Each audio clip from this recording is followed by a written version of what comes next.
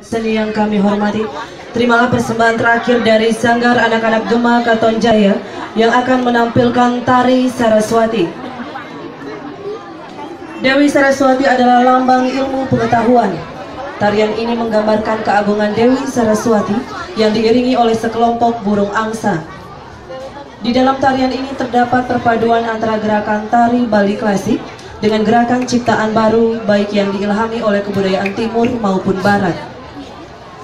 Dibawakan oleh 7 orang penari wanita, 1 orang penari berperan sebagai Dewi Saraswati, dan 6 orang penari sebagai angsa.